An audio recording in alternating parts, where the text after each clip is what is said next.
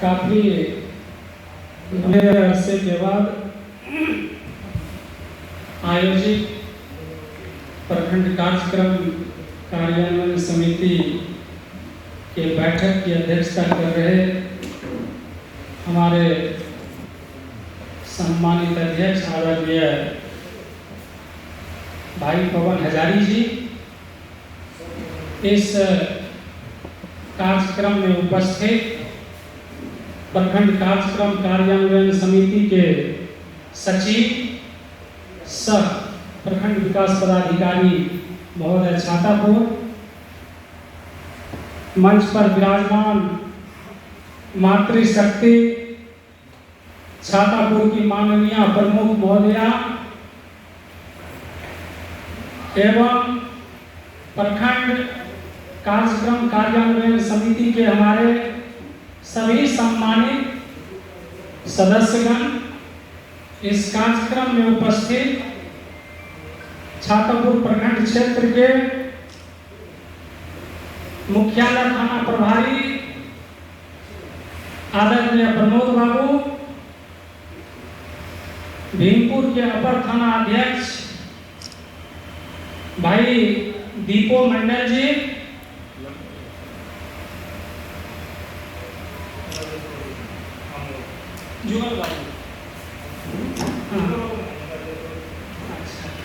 राजेश्वरी थाना के सहायक थाना अध्यक्ष महोदय, प्रखंड शिक्षा पदाधिकारी बीओ साहब एग्रीकल्चर, प्रोग्राम पदाधिकारी, चिकित्सा पदाधिकारी महोदय, वेटनरी हॉस्पिटल के प्रभारी महोदय, विद्युत विभाग के सहायक अभियंता, कन्या अभियंता, बैंक ऑफ इंडिया भीमपुर के शाखा प्रबंधक सहित इस बैठक में अपनी गरिमामयी उपस्थिति दर्ज करा रहे सभी सम्मानित अधिकारी, कर्मचारीगण और सबसे महत्वपूर्ण लोकतंत्र के चौथे स्तंभ के सबसे मजबूत खंभा, समाज का ऐनक और इस समाज के हमारे वरिष्ठ बड़े और छोटे भाई जो मीडिया कर्मी के रूप में रेड और इलेक्ट्रॉनिक मीडिया के गाड़ी को बहुत ही पारदर्शिता के साथ लेकर के आगे बढ़ के जनता और अफसर सबकी आवाज और सेवा करते आ रहे हैं। मैं अजय कुमार आनंद, उपाध्यक्ष प्रखंड कार्यक्रम कार्यान्वयन समिति, अपने पूरे टीम की ओर से आप तमाम लोगों का हार्दिक अभिनंदन और स्वागत करता हूं।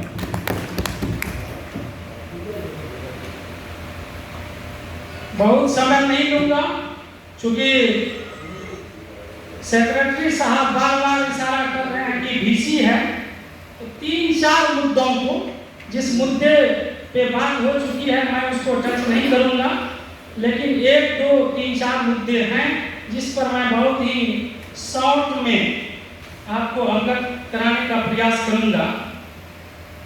अंचल अधिकारी महोदय यहाँ नहीं है, तो हम आग्रह करेंगे वीडियो साहब से कि अपने क्लर्क महोदय से इसको नोट करवाया जाए कि जैसे रोड है, चाहे वो स्टेट हाईवे हो या राष्ट्रीय राजमार्ग हो या ग्रामीण सड़क हो, आपको यानी प्रशासन को बेहतर पता है कि इस नक्शे में सड़क की चौड़ाई कितनी है।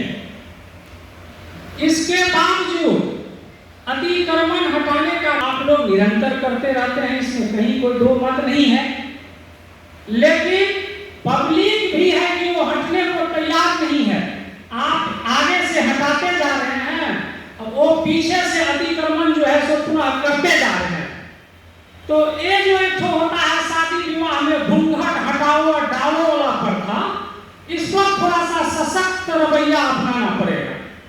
सशक्त रवैया का मतलब ये है कि मैं ये नहीं कहता हूं कि आप लाठी मार करके बुलडोजर से तोड़ के एकाएक हटा दीजिए, इसमें भी पब्लिक मूवमेंट हो सकता है, प्रॉब्लम क्रिएट हो सकता है, लेकिन एक काम हम लोग निश्चित रूप से कर सकते हैं वो है कि आप अनाउंसमेंट करवा करके सख्त लहजे में लोगों को कह सकते हैं कि 15 दिन के अंदर सड़क के किनारे सरकारी जमीन में आपकी जो भी संरचना है, चाहे नाद है, खंभा है, मचान है, कुछ भी है, आप उसको हटा लीजिए।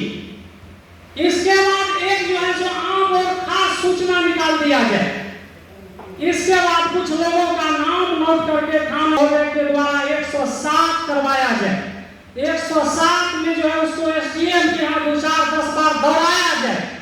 हमको पूरा विश्वास 20% अतिक्रमण हटेगा या दोबारा वो अतिक्रमण करने नहीं जाएगा। 20% जो लोग बचेंगे उसके लिए हम लोग बैठ करके फिर रणनीति बनाएंगे कि इससे कैसे निपटा जाए। ललित ग्राम रेलवे स्टेशन के बगल में सिंचाई विभाग की बहुत जमीन है और उस जमीन पर फूस का घर का अतिक्रमण छोड़िए, पक्का मकान बना करके लोग जो है सो मुर्गा फार्म और आवासीय घर बना रखा है। और सबसे बड़ी चिंता की बात है कि कोसी डिपार्टमेंट के एसक्यूटिव बार-बार सिविल एसपीओ को, अंचल को, डीएसपी साहब को, सबको पत्राचार करके अपनी जमीन खाली करवाने का रिक्वेस्ट करते रहते हैं, लेकिन आज तक उस पर कोई कार्रवाई नहीं हुई।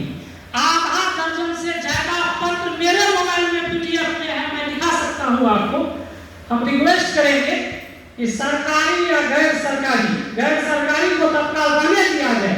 सरकारी भूमि चाहे जिस भी डिपार्टमेंट का अगर अतिक्रमित है और संबंधित विभाग अगर आपको पत्र प्रेषित करके अतिक्रमण हटाने का आग्रह करता है तो इस पर इनिशिएटिव लिया जाए, उस पर कार्रवाई होना चाहिए, ये अतिक्रमण हटना चाहिए। दूसरी बात है कि हम अब सीधे आ जाते हैं बैंक पर। चूंकि मेरा घर भीमपुर पंचायत में है, भीमपुर बैंक ऑफ इंडिया के हमारे नए शाखा प्रबंधक महोदय यहाँ उपस्थित हैं, अभी आए हैं, हमको जानकारी है, हमको लगता है कि महीना भी नहीं लगा होगा।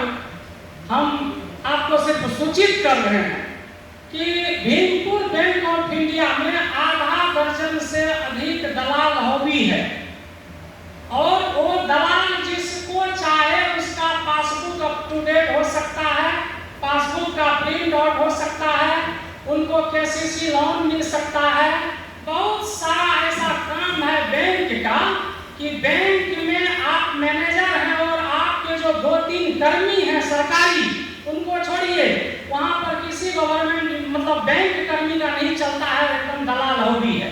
हम आपसे रिक्वेस्ट करेंगे कि सरकार की जन कल्याणकारी योजनाएं जितनी भी संचालित हो रही हैं पूरे देश में, प्रदेश में, और उसमें सरकार की जो मंशा है कि बेरोजगार पढ़े लिखे युवा युवतियों को आत्मनिर्भर बनाना है, उसमें बैंक की बहुत बड़ी जवाबदेही होती है।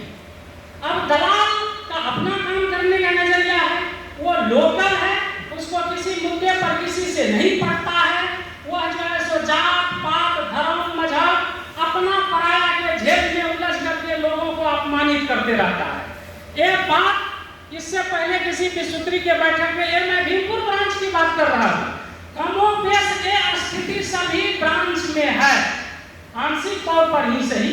तो हम आग्रह करेंगे कि सरकार की जो जन कल्याणकारी योजनाएं हैं, जैसे MMEGPY है, PMEGPY है, KCC है, मत्स्य डिपार्टमेंट का लोन है, आपको जो है सो कुक्कुट डिपार्टमेंट का लोन है, बकरी पालन का लोन है, अन्य और बहुत सारा चीज है। ये सब लोन का कुछ न कुछ टारगेट होगा आपके यहाँ की प्रत्येक वित्तीय वर्ष में कितने लोगों को देना है। हम रिक्वेस्ट करेंगे कि आप प्रखंड विकास पदाधिकारी महोदय को अगर आपके पास इसका कोई डाटा हो तो आप अवेलेबल करवा देंगे कि आपके ब्रांच से PMEGPY कितना लोन लोगों को देना है एक वित्तीय वर्ष में, मुख्यमंत्री वाला कितना देना है, मत्स्य डिपार्टमेंट का क्या टारगेट है, ये सब चीज अगर आप दे देंगे और थोड़ा सा उन दलालों पर नकेल कसिए कि बैंक है उसमें पासबुक जाएगा मान लीजिए अपडेट कराने के लिए, तो आपके कर्मी को 500 रुपया देगा या 20 दिन वेट करेगा। ये कहीं से अच्छी बात नहीं है। बैंक को तो और पारदर्शी होना चाहिए। बैंक तो बहुत पारदर्शिता का चीज है, ऐसे पारदर्शी सब चीज में रहना चाहिए। तो शॉर्ट में हमारा यही संकेत रहेगा सभी शाखा प्रबंधक महोदय से, आप सम्मानित पद पे हैं और आप युवा हैं, आपकी भी जवाबदेही बनती है कि आपके जैसे आपके कर्म क्षेत्र में, कार्य क्षेत्र में अगर कोई बेरोजगार युवा और युवती लोन के लिए और खास करके सरकार के द्वारा पोषित लोन के लिए अगर बैंक का चक्कर लगा रहा है तो उनको सुना जाए, उनकी समस्या का समाधान होना चाहिए। तीसरी बात मैं शिक्षा विभाग से करना चाहूंगा कि प्रत्येक वित्तीय वर्ष में प्राथमिक स्कूल और मिडिल स्कूल के रखरखाव के लिए मुझे जहां तक जानकारी है कि कुछ राशि आती है, कुछ पैसे का आवंटन होता है। वो कितना आवंटन होता है प्राथमिक विद्यालय को और कितना आवंटित होता है उससे ऊपर के विद्यालय को, इसका एक डाटा जो है सो चाहिए हम लोगों को। और हमारी टीम, हम लोग प्रत्येक महीना में हम लोग 50 विद्यालय का औचक निरीक्षण करेंगे कि वहां पर उन पैसे का प्रयोग ठीक से हुआ कि नहीं हुआ, एमडीएम का जो आपका मीनू है वो ठीक से चल रहा है कि नहीं चल रहा है। रजिस्टर में 400 बच्चे एडमिशन में है, अब प्रेजेंटेशन 40 बच्चे का है, एमडीएम पता चला कि 400 बच्चे का एमडीएम आवंटित होता है और सारे के सारे 3-4 लोगों के बीच में जो है वो खत्म हो जाता है। तो हम लोगों ने निर्णय लिया है और ये निर्णय अन्य ब्लॉक में भी चल रहा है, ऐसा नहीं कि छातापुर की कमेटी का ये निर्णय है, बगल में इसी विधानसभा में बसंतपुर में चल रहा है। हम लोग 50 विद्यालय, मैडम आपको भी बता रहे हैं ICDS, 50 वो आंगनबाड़ी केंद्र का हम लोग औचक निरीक्षण करेंगे, जो उसका टाइमिंग है कि वहाँ चल क्या रहा है।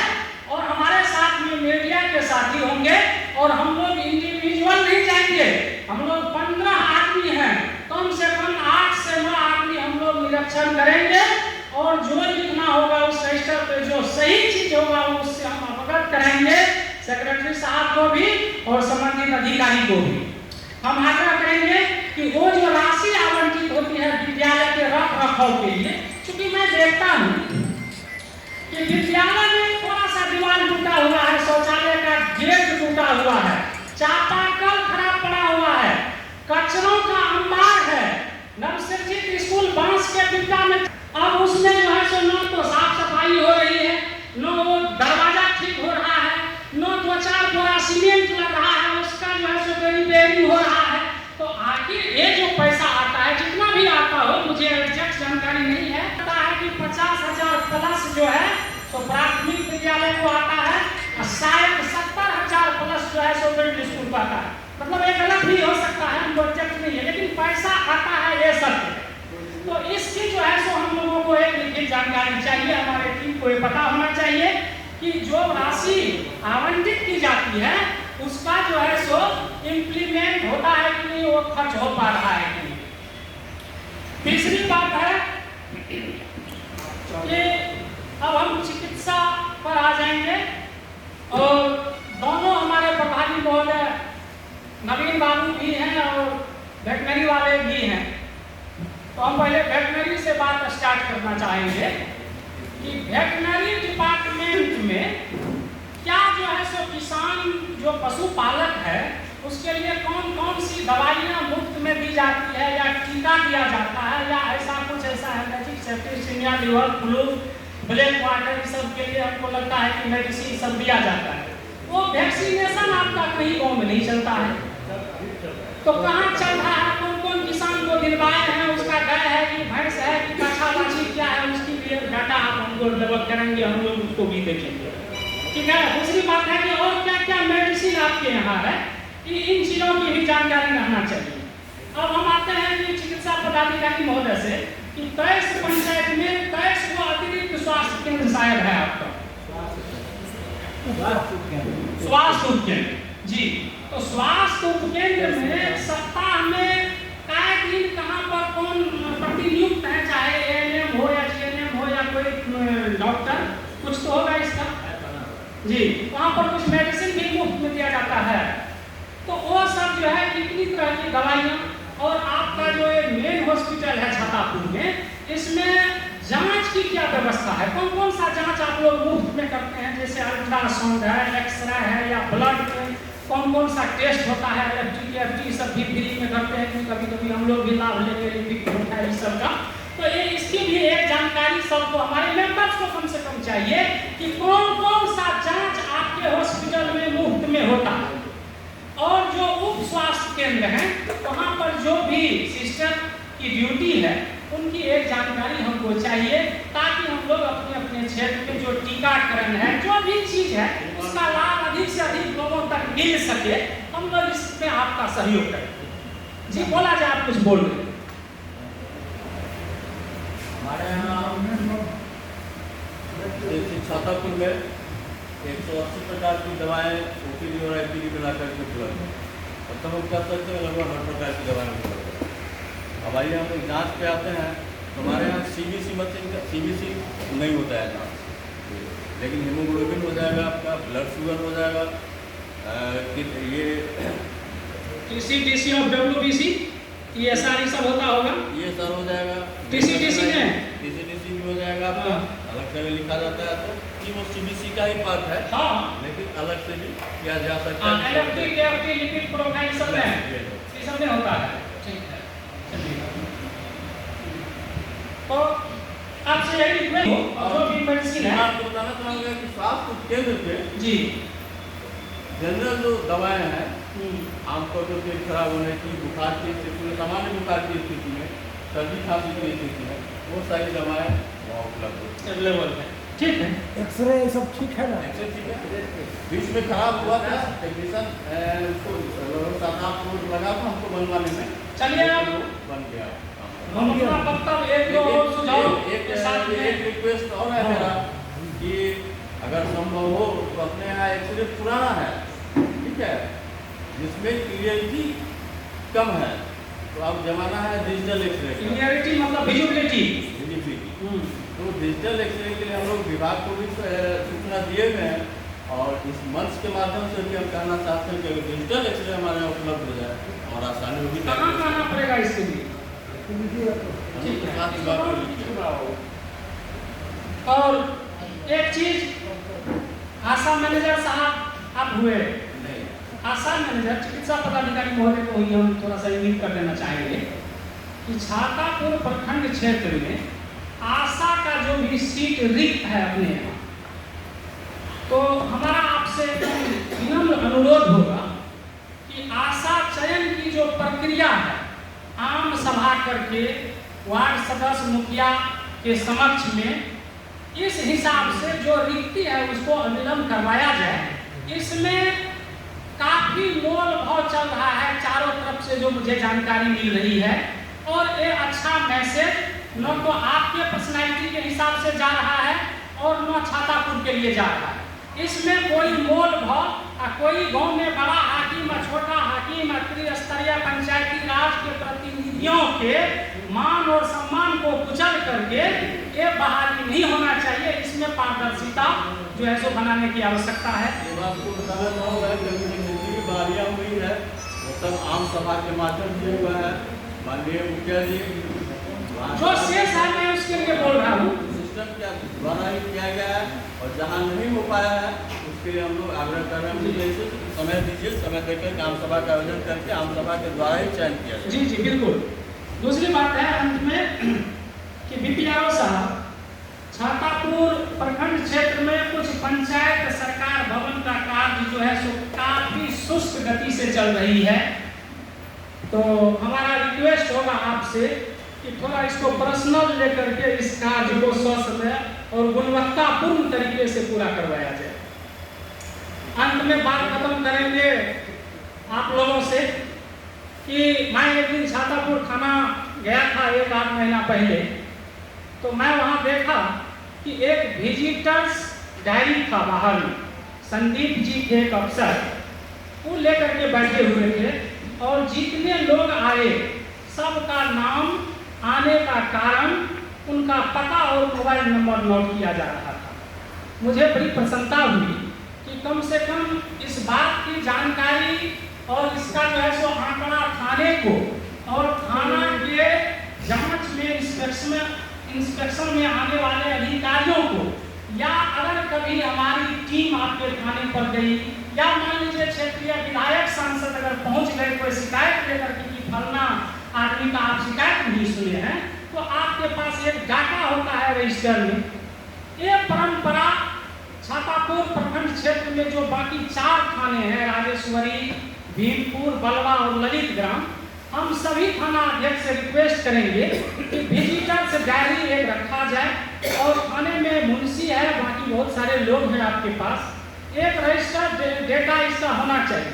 उसमें आपको कितने लोग मौखिक रूप से जन समस्या सूचित करने आते हैं और कितने लोग लिखित रूप से आवेदन समर्पित किए, उस पर कोई कार्रवाई नहीं हुई, न जांच हुई, न कुछ हुआ, न सामने वाले को डांट फटकार मिला, इसका एक रिकॉर्ड होना चाहिए। तो आज इतना ही, आपसे अगले बैठक में इसका हम लोग फिर से फीडबैक ले रहे हैं घूम करके चारों तरफ, फिर आगे बात करेंगे। इतना ही कहना था। हाँ, एक चीज अध्यक्ष महोदय का आदेश है, ये मेरे भी मन में था कि पीस कमेटी की लिस्ट सभी थाने में है। तो ये जो हमारे मेंबर्स हैं 15 आदमी, हम लोग किसी न किसी गांव से आते हैं, लेकिन हम रिक्वेस्ट करेंगे कि सभी थाने में जो शांति समिति के सदस्यों का सूची है उसमें हम 15 लोगों को ऐड किया जाए। हम लोग भी उस बैठक में जाएंगे, उनसे बात करेंगे और ये निश्चित रूप से आपके लिए भी लाभकारी होगा। क्योंकि मान लीजिए कि जो जनसंख्या है, एक थाने में पुलिस कितनी है, वहां पर अगर पब्लिक का सपोर्ट, प्रतिनिधि का सपोर्ट आपको नहीं रहेगा, तो हमको तो नहीं लगता है कि कोई भी आदमी, भगवान विष्णु भी साक्षात आकर के खड़ा हो जाए तो आप शांति समिति व्यवस्था पार कर लेंगे। सिर्फ डंडा चलाने से शांति व्यवस्था हो नहीं सकती है। इसमें जो है पॉलिसी अपनाना पड़ेगा, लोगों को मिला जुला करके समझा बुझा करके रखना पड़ेगा। उस परिस्थिति में ये जो हमारा टीम है, सभी पॉलिटिकल पार्टी को आप लोग रखने पड़ते हैं, तो हम बस एक रिक्वेस्ट है कि सभी थाने के शांति समिति के जो लिस्ट है उसमें 15 लोगों को ऐड किया जाए सभी थाने को, और बैठक की सूचना नियमित तौर पर हम लोगों को मिले, हम लोग उसमें पार्टिसिपेट करना चाहते हैं। परीक्षा पाठ भी होगा, सब कुछ होगा। बस इसी चंद डिमांड कर सकते हैं या रिक्वेस्ट के साथ आप तमाम लोगों का हार्दिक अभिनंदन करते हुए हम अपनी बात को खत्म करने से पहले मैं अपने वीडियो साहब को देना चाहेंगे ताली।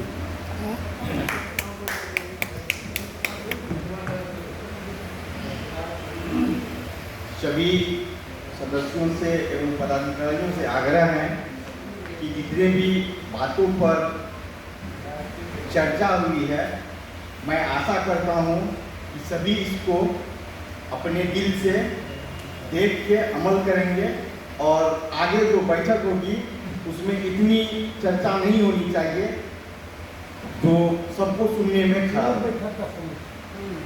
और सबों का स्वागत करते हुए मीटिंग की समाप्ति की जाए।